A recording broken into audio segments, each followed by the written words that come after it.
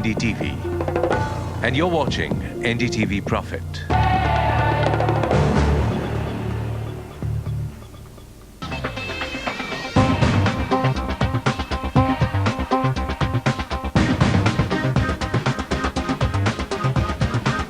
Hello and welcome to this Independence Day edition of Gadget Guru. Will we ever have really great Indian gadgets? Will we get independence from all this imported gadgetry? Very possible. You would be surprised to find some great gadgets or peripherals or accessories now being made right here in the country. And in this Independence Day edition, we are going to be featuring 3 Indian companies that have come up with great gadgets right here. And before we go any further, a quick look at the gadget and gizmo related news of the week.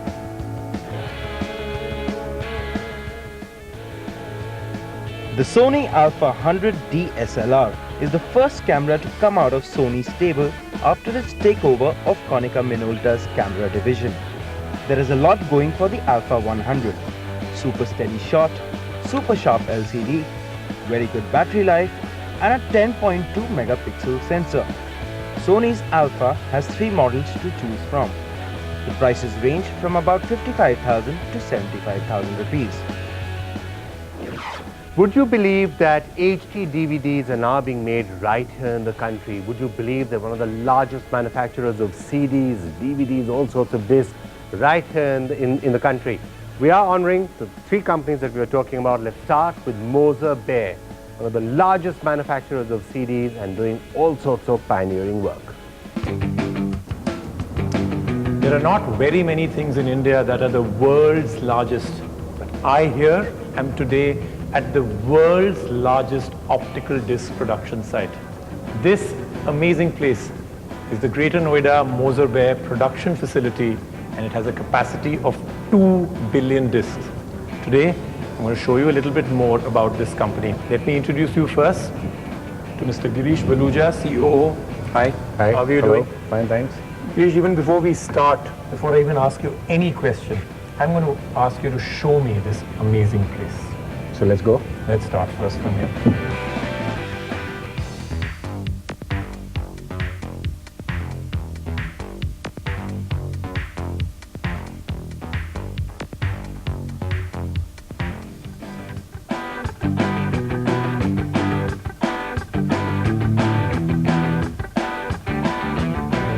Jumpsuits, air showers, clean rooms.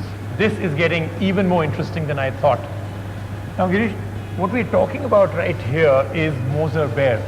Why Moser Bear? It doesn't seem like an Indian name at all. Where does this originate from? See, if you see the history of this company, Okay. in the early 80s, there was a joint venture with a Swiss company Okay. called Moser Bear AG. Oh, okay. And the okay. business was all about timing devices and All right. timekeeping devices. Oh, so that's where Moser Bear started from, as a time recording company. Huh? Absolutely. Okay. Absolutely. All right. That business didn't take off very well because it was too early for the market. All right. And we decided to move into storage media. At that time, magnetic storage media. So floppy disks and Floppy stuff like disks. that. So at that time, we bought over the rights of the name because we had already got used to the name Okay. Okay. from the Swiss company. All right. And that's when this totally Indian company was born. So Moser Bear is Moser Bear basically India name- Limited is a legacy from the previous history. of Absolutely. it. It's just a name that sounds...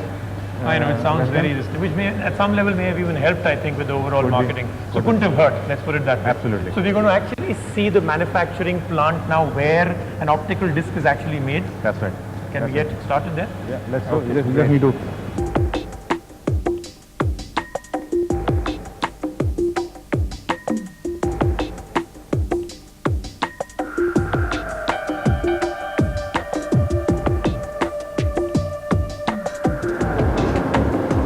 Those white granules that you see, that's polycarbonate. That's the Right. plastic Correct. of which the disc is made.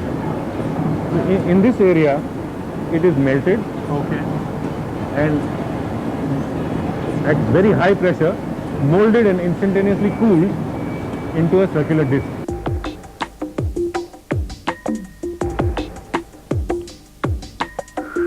Now, what we see over here is die coating. Oh.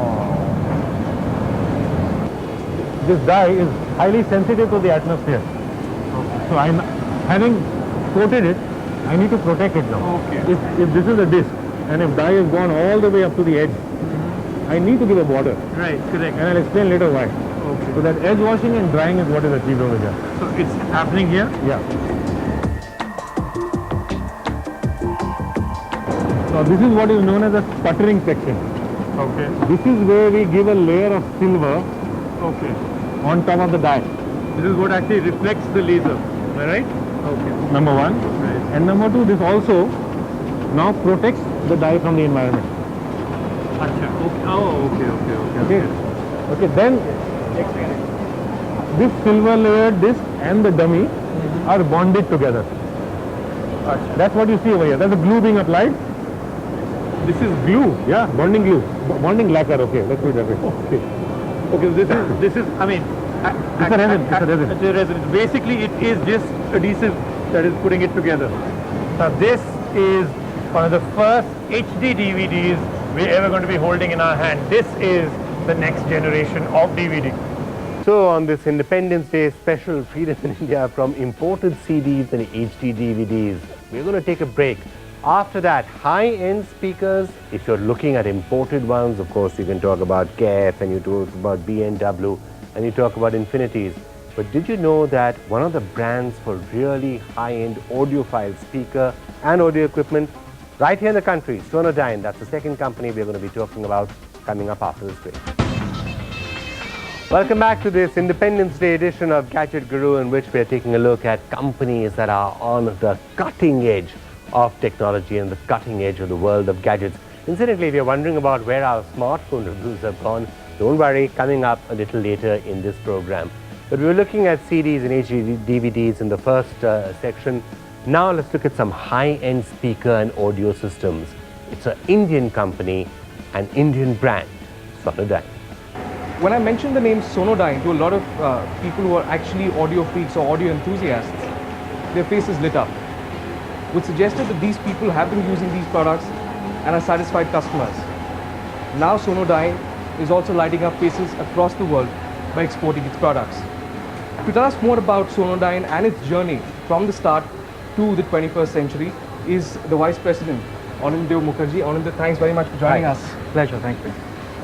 Anindya, before I start discussing about your products, let's first talk about the journey of Sonudyne. From the time it was started by your father, Mr. Ashok Mukherjee, to date. How has the journey been? Well, it's from the beginning to now, and I hope it will continue to be a journey of passion. Very few of us are actually blessed to pursue something that we truly love and then make a business out of it. So it's a story of passion. It started more than 3 decades back with basic audio amplifiers and loudspeakers.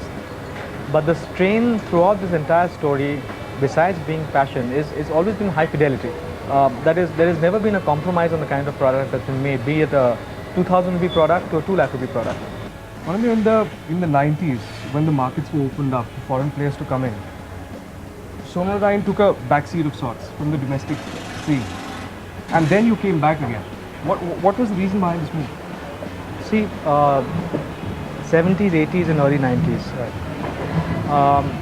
Of course, the economy was closed. We were producing great products. But what happened was certain internal and external reasons, both inside the company as well as external conditions. We decided to take a step back. We said, listen, all these multinational giants are going to come in with their abysmal budgets. Right. I mean, never going to be able to match that. Plus, the general consumer always felt that, a Japanese product or an American product or a British product is a better product in whatever way. Right. So there was no way we could battle that. Right. And so we decided to say, okay, what is our core? Our core is technology. There were people around the world who were waiting for us to export our technology. Instead of fighting that mentality of going in there and getting into the price war, that scheme war, that advertising war, instead of doing that, we just concentrated on exports. So we tied up with major companies abroad to export our products, and that got us through those troubled times. But having done all these exports resulted in a lot of technology transfer for us. That is, understanding the world needs of audio and then incorporating that into our own products. So now that we have this new avatar of products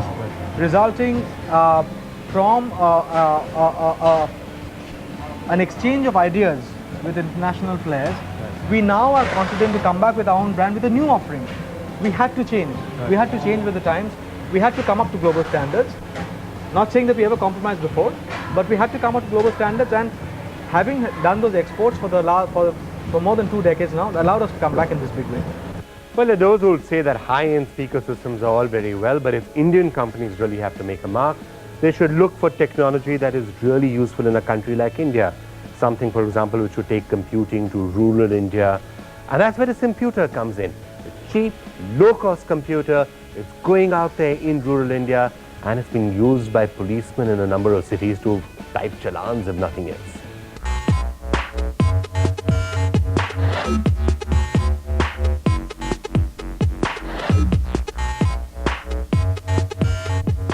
The computer is a concept of trying to reach computing and the benefits of computing to a much larger community of people in India and outside.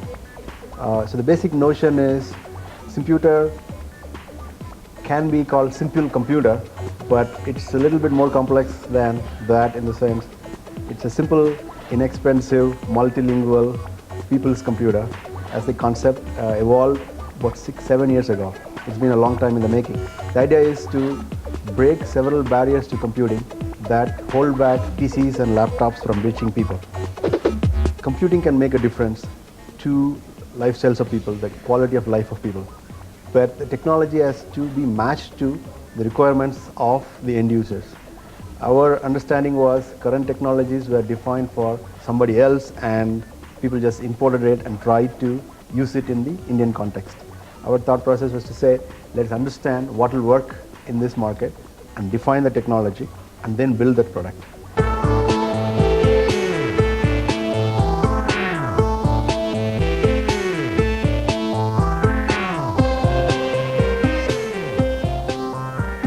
There were 7 of us in the beginning, 4 from the Indian Institute of Science, professors in the computer science department, and 3 from a company in Bangalore called Encore Technologies. So we decided that we had enough resources and innovativeness within Bangalore to build a world-class product. And in 2001, when we had built the first prototype, that was the time when we had a public event announcing that the computer was ready for commercialization. And we had followed this model of the general public license, or open source as it is known in the software side. So we believe that the computer will grow if multiple people build computers. It's not an attempt to create a monopoly, but make the hardware and software under an open license, which allows several people to build and evolve and innovate this platform. So the computers will continue to grow, not dependent on just the 7 of us. Computing is best if it is up close and personal, not some huge machine and a large keyboard on a desk. It has to be close to the people that are using it. And the form factor was defined based on all these constraints. We didn't start to build a PDA. We wanted to build a machine which was friendly, easy to use, portable, and that defined the form factor rather than the other way around. So it is not a PDA, it is a handheld computer which allows you to do things which are comfortable, and you don't think too much about using a device like a computer.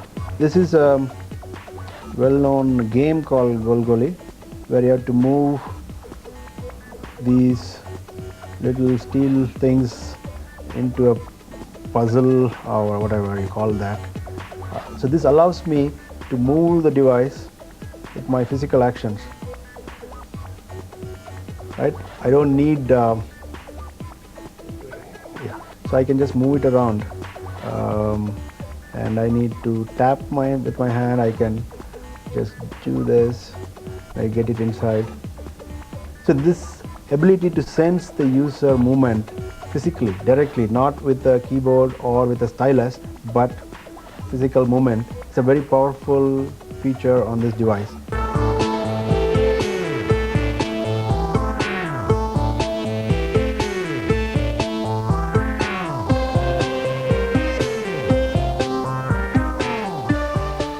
The response has been much slower than what we expected. It's taken us 3-4 years to educate people end users, organizations about the benefits of mobile computing with a complete handheld computing, and then get some people to try out, deploy solutions with the computer, find the benefits. So it's been a very long cycle of education and learning for all parties concerned. And our realization now is that such new technologies will take that long, especially in India where resources are constrained. People are not going to just try out something just because we say it is good. All right, that was the computer. Now, Rajiv joined us, and I have a knife in my hand. I have no idea what your intentions are with that one, Vikram. This cake. It's a nice happy birthday cake. Your birthday, good. How old are you today? Not quite my birthday, but why don't you blow out the candles? Oh, should I? Happy birthday, PC, 25 years. Absolutely. Very good, Vikram. That's excellent. So, can I just ask you a question before I do this? Why don't you first blow it out before You the think so? candles Okay. all... And now, quickly. Happy birthday, PC. Absolutely. Pretty much 25 years for the PC. for the IBM PC. Since 1981. 1981, and amazing what difference this one little device has made in all our lives, isn't it? But I have a question to ask you before you start with all of this. I've already finished with all of 16 this. KB RAM, okay, a CRT monitor which is a monochrome green, 1,80,000. And remember, before you answer, you're unhappy with 128 MB RAM phones. MB, this is 16 KB RAM. Are you a buyer? Well, I would have been a buyer in 1981, not today. Okay. But if cars had developed the same way that the personal computer has, you wouldn't have an energy crisis. You wouldn't have oil at $75 a barrel. You would be using the start button to shut down that car, right? Start button to shut down the car. All right, let's eat the cake, and then when we come back after this break, we're going to be taking a look at a smartphone shootout. Don't go away. Welcome back to Gadget Guru. Now time for that smartphone shootout that we've been talking so much about. The first two anyway. Rajiv and I took a close look at the iMate Jasja and the HP iPack, or the Diamond as it's known. Yeah. Two more phones we're going to take and look at next week. Lots of you incidentally have been sending us emails. Keep those suggestions coming. You can log on to our website also, indietvgadgets.com. We will try and run through as many phones as we can. What did you think, these two? Well, I started with the HP Diamond. You took it in 3 days. Tell me first what you thought of it. I have a lot of thoughts on this one. Personally, I found that the form factor was really good. It's small, it's light, you can put it into your pocket, no problems. It's got lots of functionality. Don't like that too much, the slightly plasticky cover, but it's nice to have a cover at all. Some protection. I found, and you didn't, that sometimes the screen refresh was was a slow. little on the slow side, which is surprising because it's got more than Yeah, the 100 processor meg. and the RAM, everything, even the screen, everything was great. I personally didn't find refresh rates to be too slow. The other things I actually, surprisingly, you and me actually agreed. Good form factor, small, sturdy, well built. Even the squeeze test that I always do with everything, it doesn't creak. Yeah, and I think the size of it is very attractive, which is Good, very probably the nice. highest And, marks. So and size also, is- I like the battery life. I didn't think it was going to die out on me every day, which for Windows mobile phones, I think is a good It's start. a very touchy subject. to me. So then let's shift our focus a little bit to the Jasja, and then we'll give our composite score Right, for absolutely. both of those. So all said and done, Rajiv and my composite score for the HP iPack, and you can of course give your own score on our website. Our composite score coming up on your screen.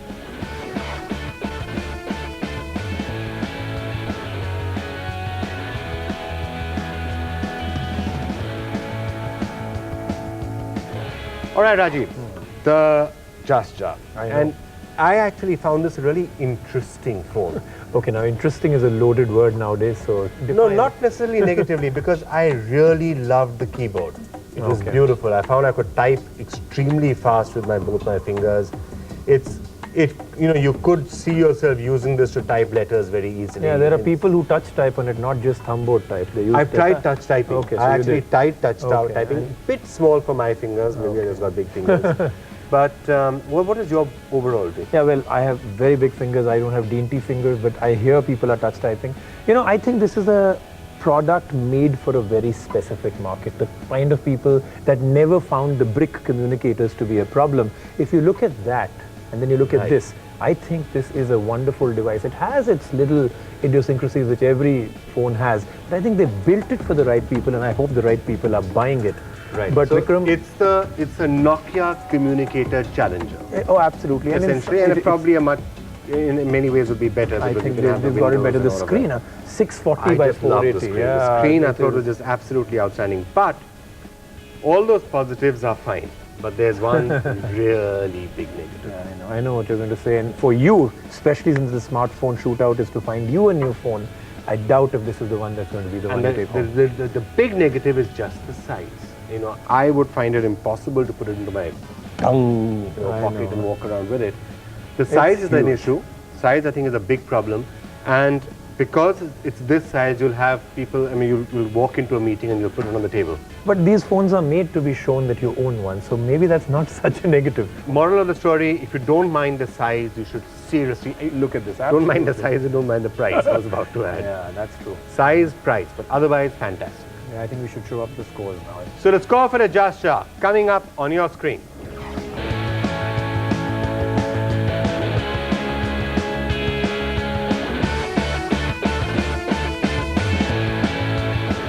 And that's it on this episode of Gadget Guru, but we are leaving with the next two phones that Rajiv and I are going to take a look at. Choose. I'll give you the choice. I'll take the E61, no two ways about it. You I'm obviously gonna get the Trio 650. I'll take the Trio and we are going to swap in 3 days. Absolutely. And oh my God, I'm going to have to figure out the Palm software all over again. Yeah, and I am really looking forward to this one. Keep on logging on to our website right there on ndtv.com, ndtvgadgets.com to be precise at the specific address of that. SMS your comments. Which phone do you like? Rate the phones right there on our website. And do join us again next week on Gadget Guru. Bye for now.